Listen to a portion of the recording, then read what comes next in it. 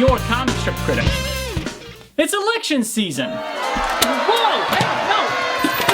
Hold on a moment here. Okay, look, you gonna wait? You gonna hear me out and just behave a moment? Okay, good.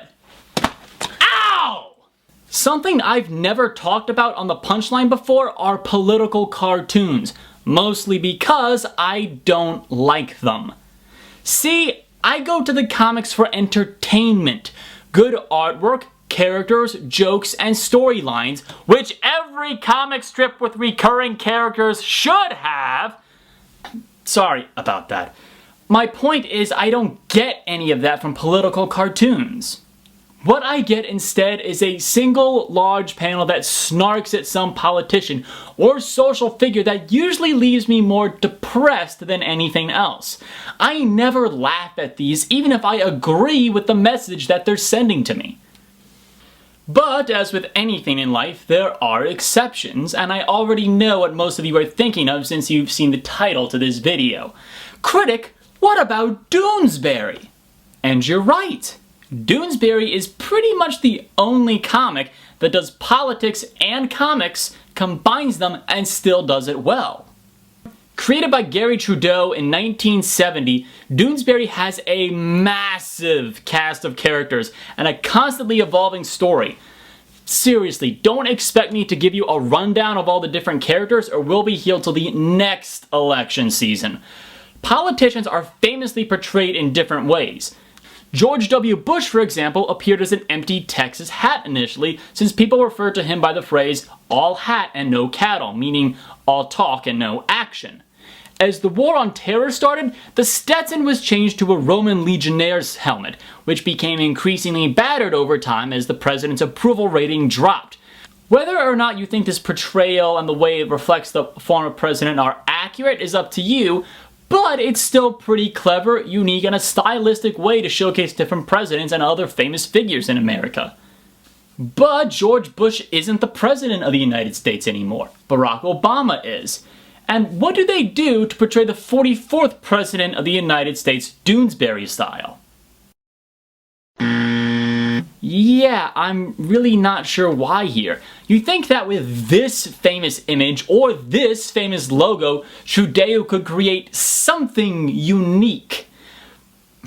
Oh well. Naturally, since it's a political strip, Doonesbury has come under a lot of fire, particularly from conservatives who view the strip as unfairly liberal. I'm not going to say whether it is or it isn't. I'm the comic strip critic. I'm not Bill O'Reilly or Anderson Cooper. I'm just here to see if it's a good comic. But in the interest of making sure that both political parties get a fair shot taken at them, we'll be looking at Mallard Fillmore as well, and this is a comic that is clearly conservative.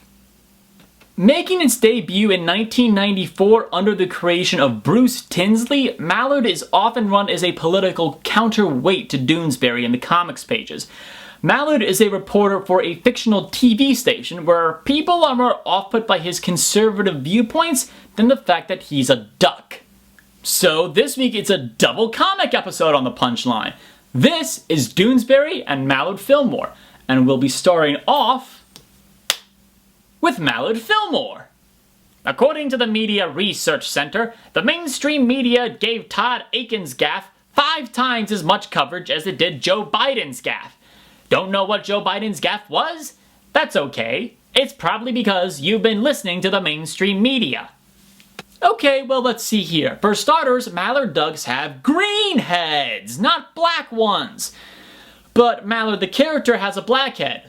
Except on Sundays when he suddenly switches over to a green head? Pick a color and stick with it! It's a minor nitpick here, but it really bugs me. As far as the actual comic goes, the artwork is barely there. There's no background, and it doesn't even look like Mallard's mouth is open while he's talking.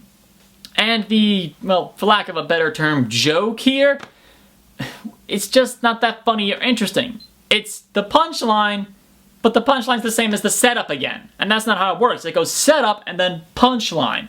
Not setup, rinse, lather, repeat. This particular comic fails on just about every single level. Next, I can't say I am better off than I was 4 years ago. Me either. I kind of get what Mr. Tinsley is trying to say or point out here, but it just doesn't strike me as very effective. Good political comics has some real bite to them. They really poke holes at their target and point out flaws in their logic with parody or satire. For a comic that's supposed to be the conservatives' response to Doonesbury, it's not really doing that great a job. This comic makes fun of the Prius because it's a Prius? Ha ha? I mean, let's look at that list again. Parking assist, that's pretty awesome. Smartphone interface, not necessary, but it's nice to have. Coexist bumper sticker. That's really the only thing I can see being an issue here, politically speaking. Conservatives I know say that Democrats and liberals drive Priuses around so that they feel better and holier than thou compared to other people. So all that this strip is really doing is just making fun of them for doing that. It's essentially the equivalent of a little kid on the grade school playground going na na na na na in your face. That's just kind of lame. It's not very effective, and I don't think it makes for a good political cartoon. It's pretty safe for a political cartoon. Come on, Mallard, go for a big target here. Pick something big and dangerous and controversial.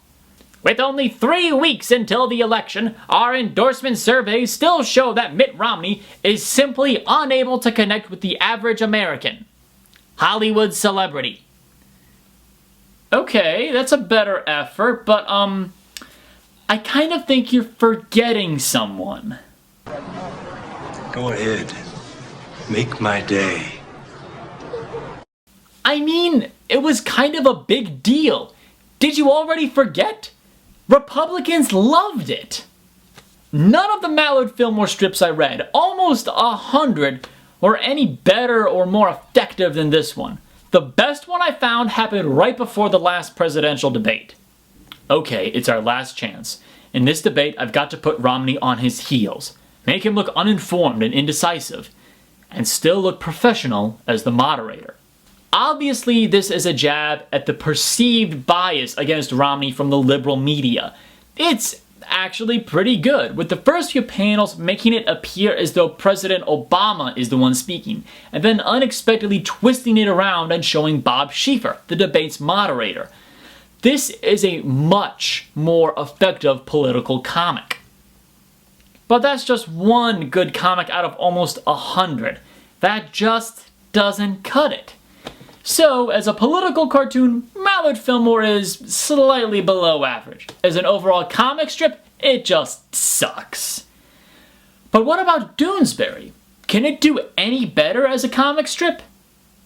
You thought he was gone. You thought he was history. Well, you were wrong, folks.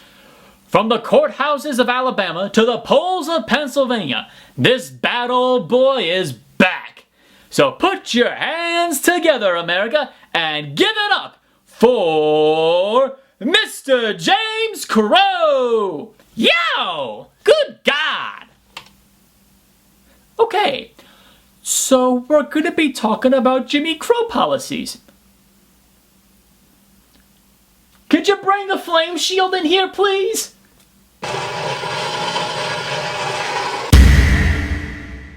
Okay, so the artwork is really good, with well-drawn characters and crows, although Doonesbury noses are something I'm still not used to after all these years, and really, really good use of dramatic lighting and spotlight effects here. Sup, America?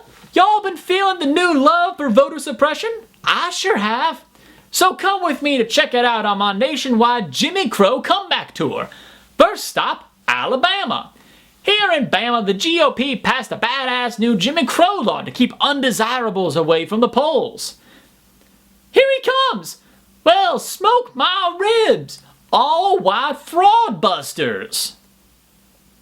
Okay, so Doonesbury's clearly not afraid to put itself out there and spark a little controversy.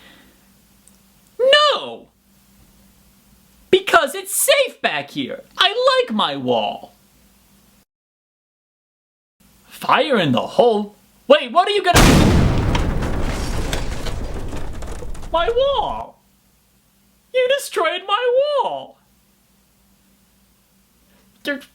Right, sorry. Yeah, Doonesbury is not afraid to really stick its neck out on the chopping block there, labeling these voter identification laws as Jimmy Crow-style voter suppression tactics. Interestingly, Mallard Fillmore also addressed the voter fraud issue in a few strips. Under my plan to increase voting, people could text or tweet their votes, Mallard. And is there any way to prevent voter fraud in your plan? You're just a hater, aren't you? Voter fraud is part of our American heritage. How do you think we got Camelot? Camelot? Camelot? Camelot? It's only a model. I suppose you want to deny dead people the right to vote, just because they're different. Okay, this is making fun of the fact that, in fact, dead names were used to try and vote in past elections. This is a bit more effective, but somehow the politician seems sillier and more unrealistic than the talking duck. Another failed attempt by Mallard Fillmore. See, Doonesbury is just smarter in the way it does things, even without the better artwork. Doonesbury very smartly anthropomorphizes the subjects that it's talking about, such as Mr. James Crow here.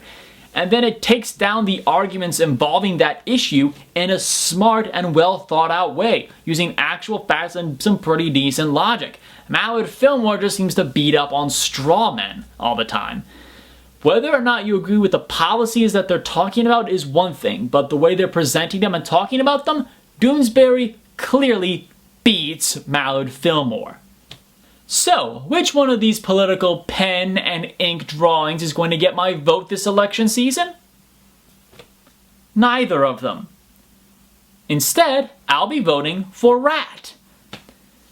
Yeah, I'm being serious here. He's taking a hardline stance on illegal immigration. He's gonna build a 1,000-foot wall that stretches from coast to coast. No, it's not what you think. He's not keeping the Mexicans out, he's keeping out Canadians. That way, we never get any more Justin Biebers or Nickelbacks trying to get into the country. I thought you'd see things my way. I'm your comic strip critic, and I read the funny pages in the hope that someday they will be. Citizens gather from both far and near for a ritual we practice every 4